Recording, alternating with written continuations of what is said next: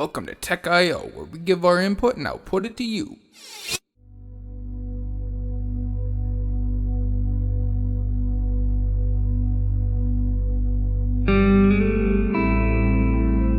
This is Durrik with Tech.io, and this is my review for Forza Horizon 3.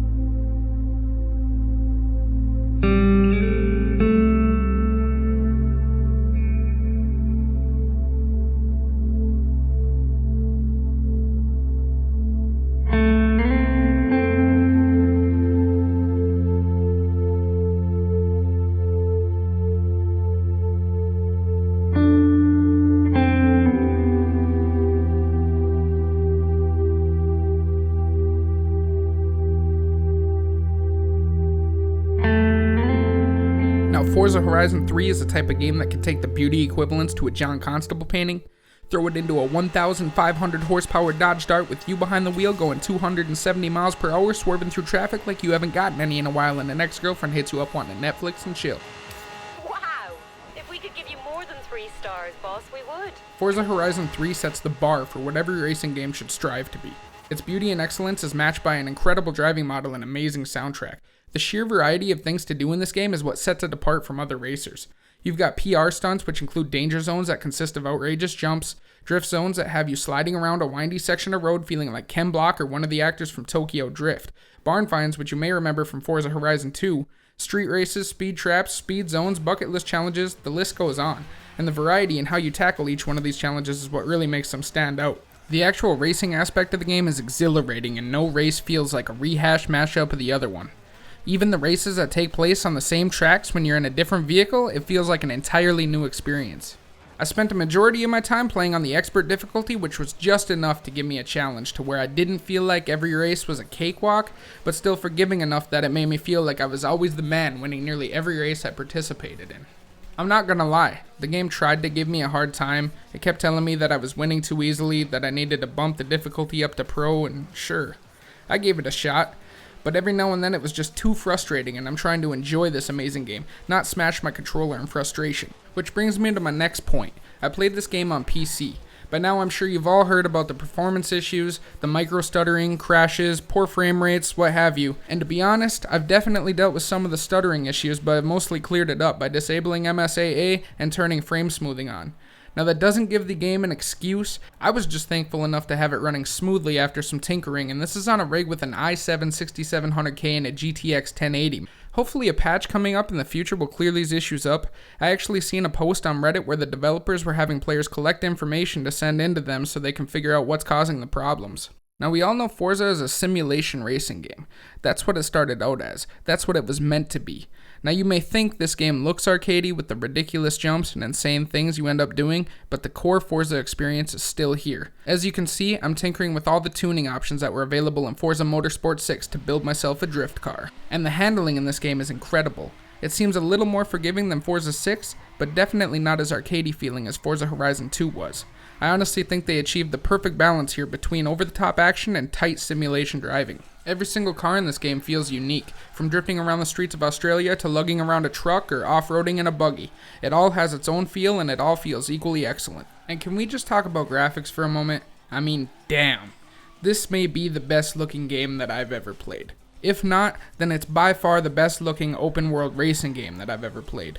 It all looks incredible.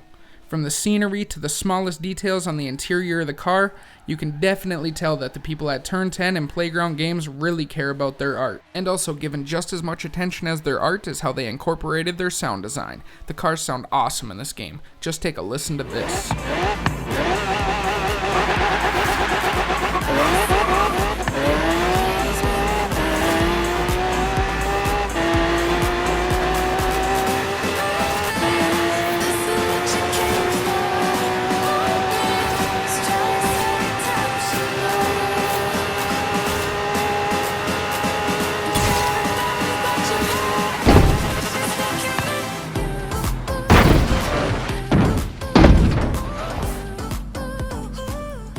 You can really feel the thunderous power of the car just by hearing it. All the vehicles in this game were given that same treatment. That's not to say that everything in this game is perfect though. In the previous clip, you got to look at the game's cockpit view. Now I own a Thrustmaster racing wheel and I love to play with the wheel, but the interior view of the cars just feels so slow compared to the chase camera. It just didn't feel nearly as exciting to me, and that was really kind of a letdown. I don't know if it has something to do with there was less head movement, there was less motion blur, but whatever it was, it just didn't feel nearly as compelling as what it could have been. There were also numerous times where I just hit invisible walls for no reason, where there shouldn't be any invisible walls. Like right here. What is that? What did I hit? I have no idea. And then followed that up by being trolled seriously harder than I ever have been ever before in my life in any video game. I spent, I don't know, maybe 15 minutes looking for this barn find, and then I find it. Now let's take a look at what happens. I am way too excited right now. 73 Falcon XB, 5.8 litre V8, main force patrol interceptor, fuel injected suicide machine. You might have to give me a minute. Yeah. Give him a minute. I gave him a minute. I gave him a few minutes. I actually sat here for quite a while, and this happened to me multiple times. This isn't even the first time that it happened to me, so I'm pretty sure this is broken, and I really hope that it's going to get fixed with an update, because this is unacceptable. I can't complete the game. I can't earn every achievement if I really wanted to, because I cannot get this last barn find. I found every other one in the game, and this one is inaccessible. But in all honesty, this is hands down the best racing game that I have ever played, and that's saying something. I can't let a few tiny hiccups ruin what is otherwise an impeccable experience. I highly recommend it to anyone who's into racing games, and even to those who aren't. Just give it a shot. You'll have a good time, I promise. Now, I don't know how well this review is going to go over, but if you would like to see more, let me know by giving this video a thumbs up, and I'll be sure to continue letting you guys know what I think of as many games as I possibly can. From here on out, I'm going to rate games on a try, buy, or skip scale, and this one is definitely a buy. You'd be doing yourself a favor by picking this game up. Now, I hope everyone enjoyed my first ever video review. I hope everyone has an awesome day, and as always, this is Durrik with Tech.io, and I'll see you in the next one.